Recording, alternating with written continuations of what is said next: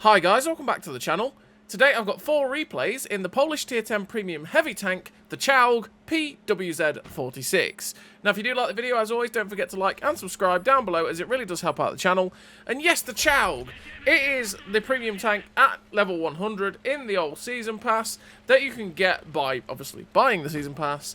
What's it like as a heavy tank? Well, I have really enjoyed it. It's really my kind of tank, to be perfectly honest.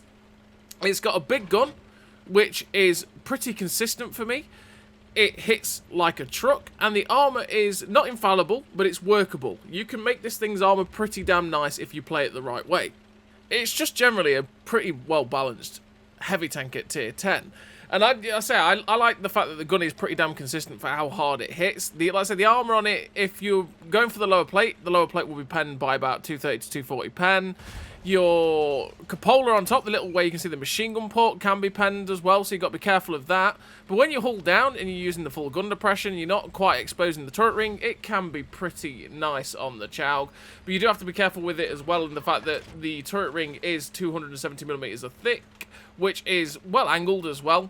But that means that a lot of the tier 10 premium will go through that turret ring as well, so you just got to be careful of that.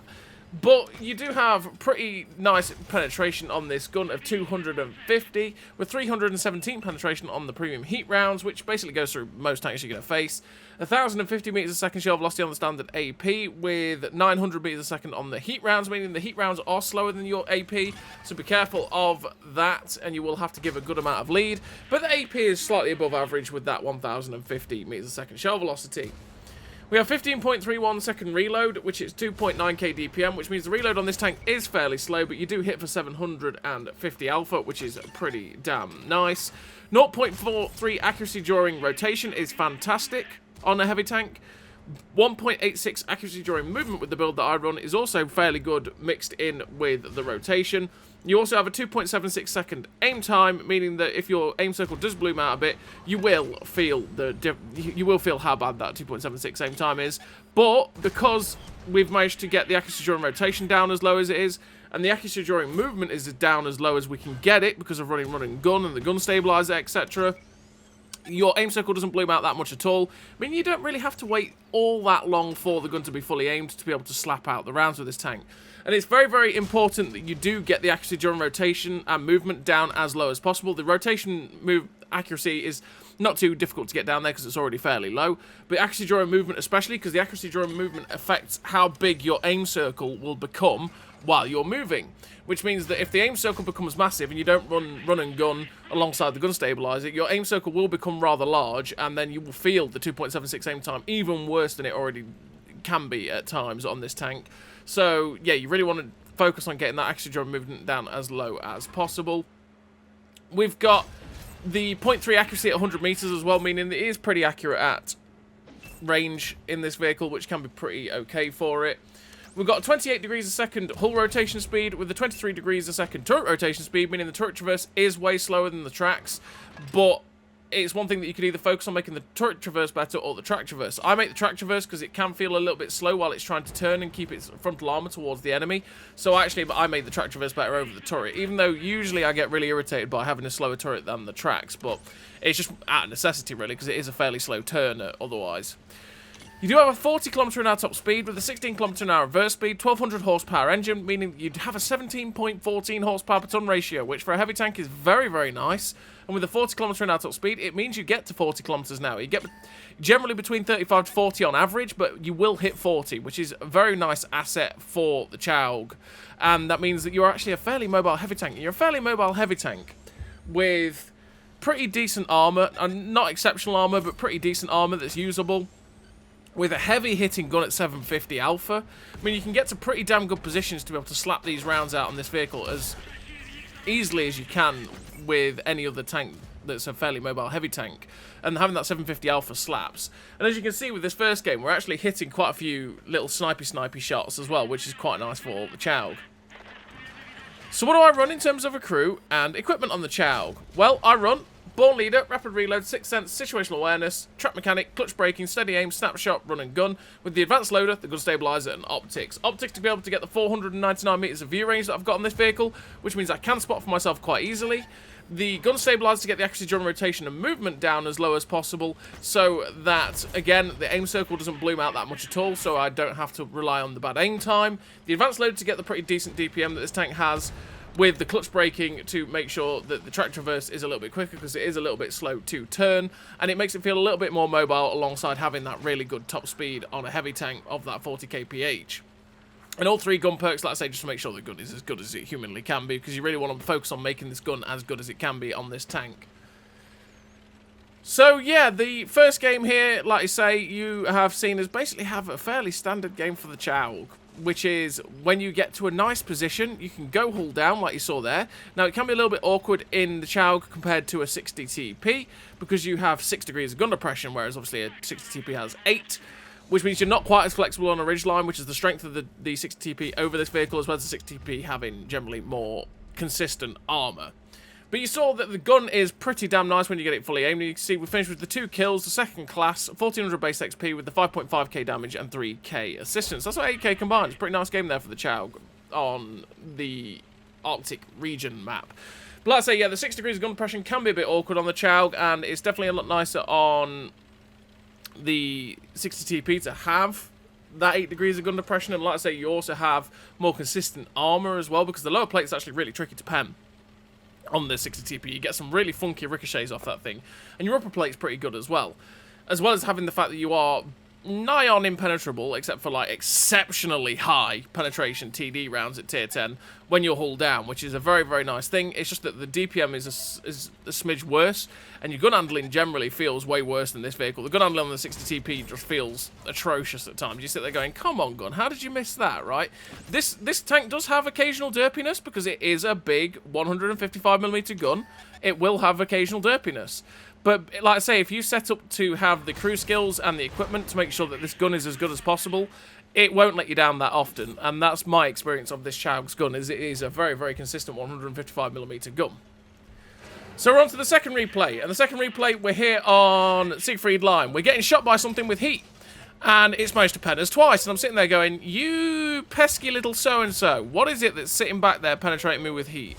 Because it's gone through my turret ring twice as I've overexposed. Because, like I say, you've got to be careful of that turret ring when people are firing very high penetration heat rounds. There, I saw the round, so we go for the blind fire, and we miss. The shell velocity on that heat round is really bad, so it must be a T1114 battalion. So I'm assuming that that's what it is that's back there, and we're just looking to hopefully hit him. We readjust a little bit lower on that bunker, and huzzah! We hit it blind. So we're up to 2.1k damage with 1077 assistance. The Charlemagne pokes up, spotting us again. And I'm hoping with that shot that we put towards the T114 battalion, he's going to have run away. Because he's still being awkward naturally with the fact that he does have very, very good camo. So he is very difficult to spot. The tree gets knocked down near that bunker where we shot that battalion. So it's like, hey, I reckon he's running away, so I'm a bit more safe. But there's still something on my right that I have to be careful of. But again, we have to be careful of it, and there we go. It is a T114 battalion. We'll aim at his turret, put the shot in, 699, leaving on 350 hit points, and it was definitely that guy that we shot at that was up there. But now there's something else that was on our right. It was shooting at us from about J2, and I think it started shooting at us from the hilltop. But our light tank is moving down the one line, and there we go. It's a Leopard 1. We put the shot through the side of the Leopard 1, 790, tracking him in place. Sadly, he's still got his repair kit, but he was full health, so he's always going to have a repair kit there. Hopefully we get a reload in time to be able to get a shot into him, but now that our light tank has progressed down the one line, I'm pretty confident I can now start poking out on this ridge line a little bit more easily and a little bit freer now that there's no tanks really that could be on that back ridge. So we're going to move in and go after the guys that were around this corner. So we found the E50, put a shot straight through on the move into the side of that guy. Like I say, the gun on this tank is beautiful for me. We are exposing our top weak spot, but luckily he doesn't go for it, because if you've got about 250, 260 pen, you will go through that machine gun port on top. So again, when you're in a situation like that and you're hiding most of your tank, like I was against the E50 from the dead Charlemagne, you got to be careful that you keep yourself moving, because that machine gun port on top can be pretty easy for an enemy to just go through, which will be a bit frustrating at times. So we're going to push in a spot, because we got a few of our team over here. There was some sneaky sneakies over here, like the Iron Rain, like I think it was a G-Saw as well. We did put a shot towards the G-Saw. And if we can spot their team up, we might be able to get some extra damage. Plus, I want to try and get some shots into the side of the vehicles at F6 if I can. The Leopard 1 gets spotted, though. And that makes me just want to be very, very careful. Because he could start shooting me in the side, and I don't want to lose that hit points. He gets unspotted just as he was about to cross the open, which is sod's law. But, there we go. As he was coming back up above the ridgeline, we end up finding that Leopard and finish him off. Now we know there's definitely no tanks behind us. So what I want to do is try and go towards the position at maybe H6, because then I can get easier shots at the rear of the heavy tank and TD at F7. Yeah, F7. If I want to. You can see I got spotted and detected the moment I went up around this bunker, which makes me think, okay, there's something in front of me. It's an Iron Rain! That's how sneaky that thing is. I couldn't see him until he fired, and he was about 100 meters away from me. That's how good the camo is on an Iron Rain. It's phenomenal camo.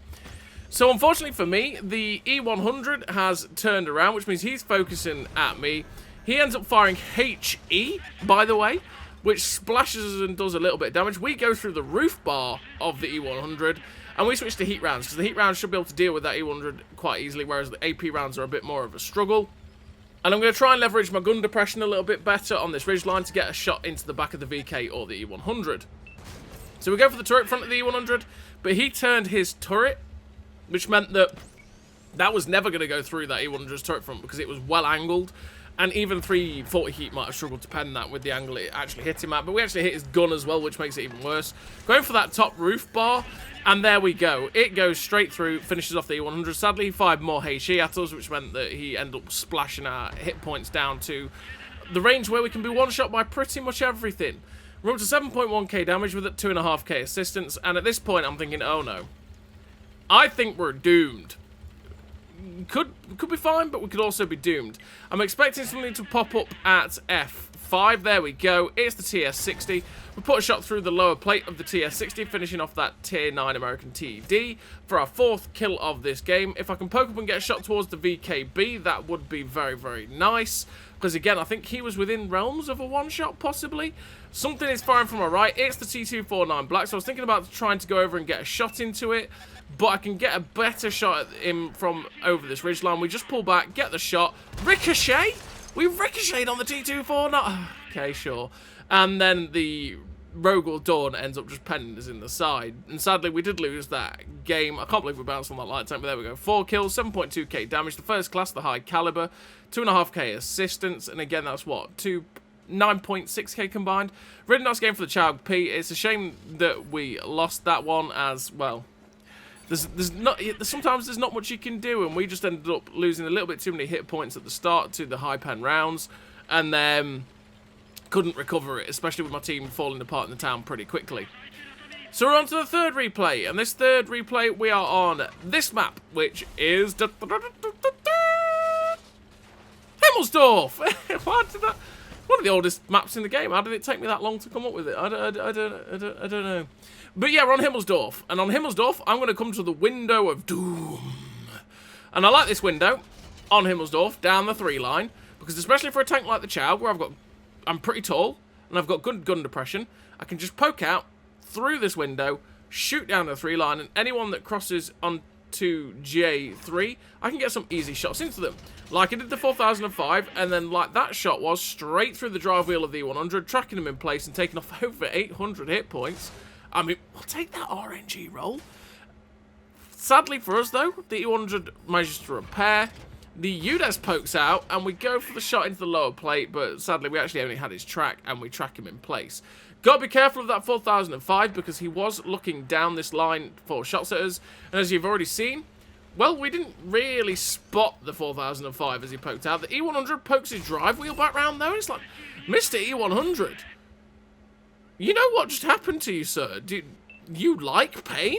I will give you pain. Because that's what this 155mm gun does. And we like dishing out the pain. So, currently it's still going pretty well. We've got 2.3k damage, 389 assistance. The UDES pokes out. We put a big shot into the UDES, setting him on fire, and oh dear. Poor Mr. UDES. He was like, I'm alive! I'm dead. That was his life. As we finish off that tier 8 Swedish tank destroyer. But I'm seeing what's happening behind or on the other flank. The heavy tanks have pushed down the banana, and they are now at B8. We've got to go and try and help this flank if we can, because it's starting to fall. Our team is still fighting on the hill, so I want to try and be able to help our team out against the stuff like the 60 TP, the VK, and the Iron Rain that's pushing down the banana road before it gets too late.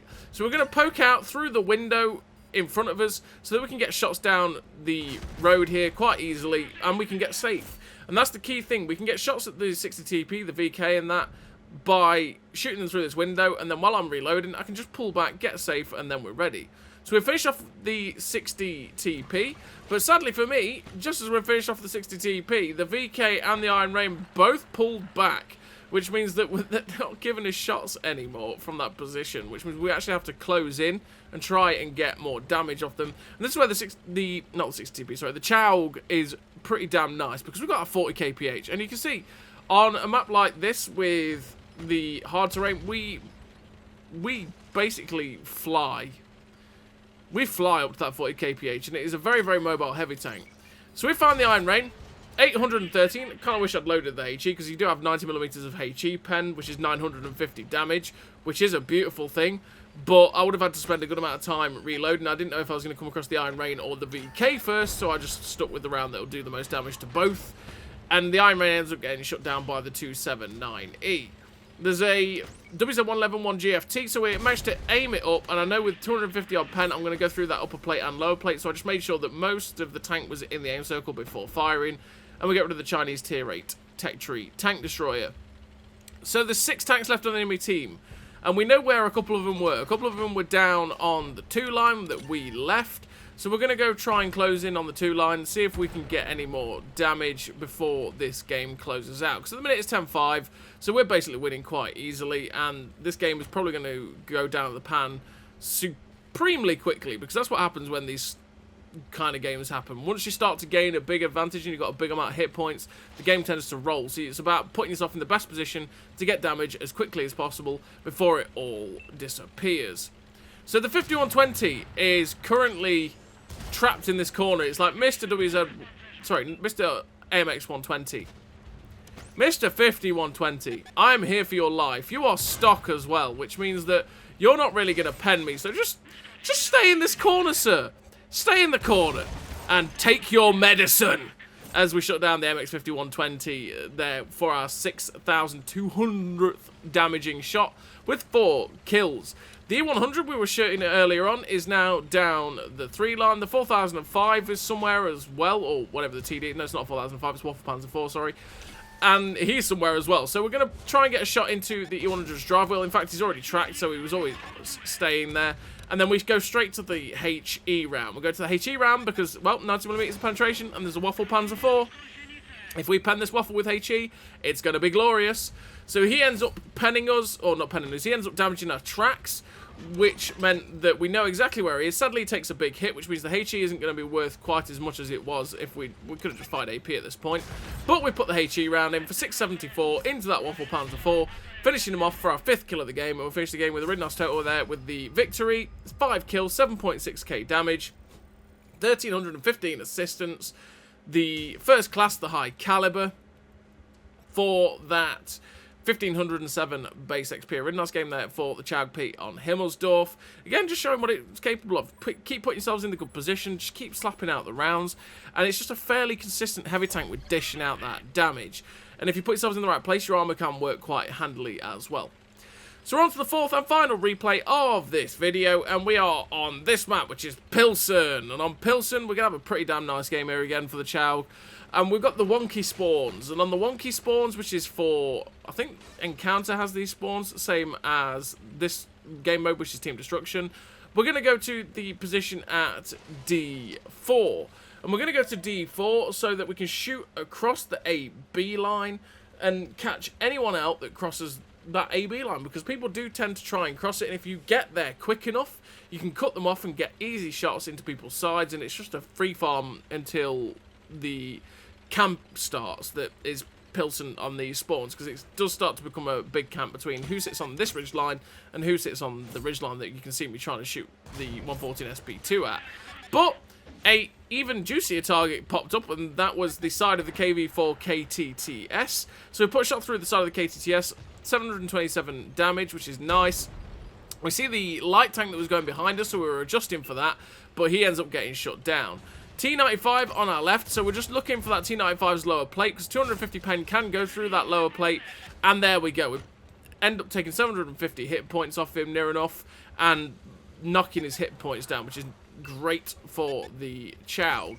There's an E3 in front of us. Now, this E3 is a pretty awkward customer. We put a shot through his lower plate with AP, which wasn't always guaranteed, and we take a big hit from the E3, because the E3 is basically going to pen us quite easily, because he's got a very big gun, and also, again, it could have been very awkward, because we might have bounced off his lower plate, whereas he's not going to bounce off of us, because the E3 is a very, very well-armoured tank frontally. We're probably better to load heat rounds to guarantee going through. But what you've got to do with the E3, same as on an E4 and an E5, is you've got to aim for the extreme left and right of the lower plates, and that's where you're more likely to penetrate them because of the way the hull is shaped, because the hull is really weirdly shaped. If you shoot them in the middle of the lower plate, you're most likely going to bounce, and it can be pretty frustrating. So we take a shot from the 114 SP2 there. You can see me going, where did he pen me? And he put a shot straight through that lower plate. I didn't quite realise I was overexposing that much. I thought he could only see my turret. So sadly, he ends up taking quite a bit of hit points off. But we go for the turret shot this time. Oh, we hit him for 710. He gets hit by the E100 as well. And that 114 SP2 gets punished for that little bit of a poke.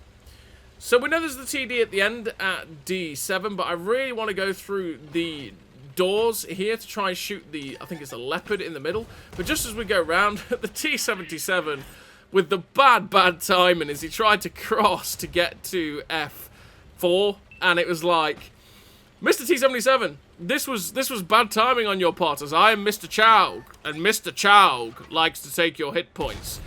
And we finished him off, as well as finishing off the T95 again.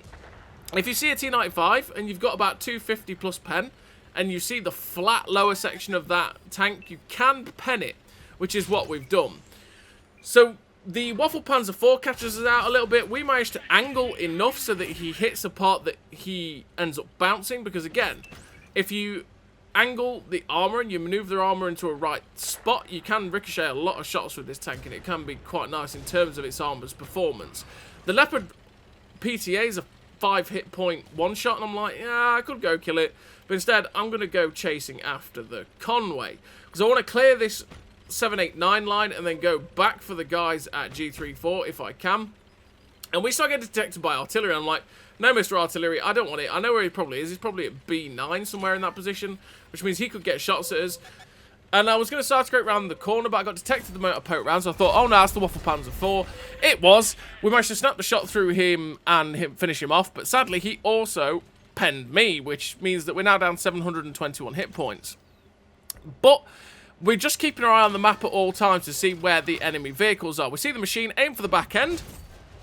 And now, aiming for that back end of the machine, especially where you can see the vents, because that's where the engine is on the machine, and there's quite a likelihood that if you hit him in that spot, you could set him on fire. But we've also got a 155mm gun, so we can overmatch the side of the machine. But I think, you know what, I'm going to finish off the Conway so I'm not caught in a crossfire, because once I got rid of the Conway, I can then go and focus on the machine instead. But the artillery is giving me hesitation because it keeps looking at me. I don't want to take the hit. Thankfully, it fires, it misses, and here you can see we can overmatch the side of the machine quite easily. We basically shot that a little bit angle. We were near enough straight on, but there was a tiny bit of angle, and that meant we could overmatch the 30mm side armour of the machine and just go straight through, because we've got a very high gun caliber. And even so, if you've got a 105mm gun or 100mm gun, you can overmatch the side of the machine anyway. It's quite easy to take out machines and stop them dead in the tracks just by shooting the tracks, because you can track and pen them pretty easily in that regard. But yeah, we end up getting that last shot into the machine. Sadly, we don't get anywhere near the artillery, and finish the game with a really nice total there for the Czolg, as we finish with the victory. 4 kills, 8.4 thousand damage, 8,444, that's quite satisfying. The ace tank of the high caliber, the sniper medal, for that 1659 base XP, 1700 assistance as well. So once again, we're looking at, what, 10k combined? Very, very nice game for the Czolg there, which is a tank that is very much me. I do enjoy playing this Czolg quite a lot, and it's been a pretty enjoyable experience. So as always, everybody, thank you very much for watching, and I'll see you next time.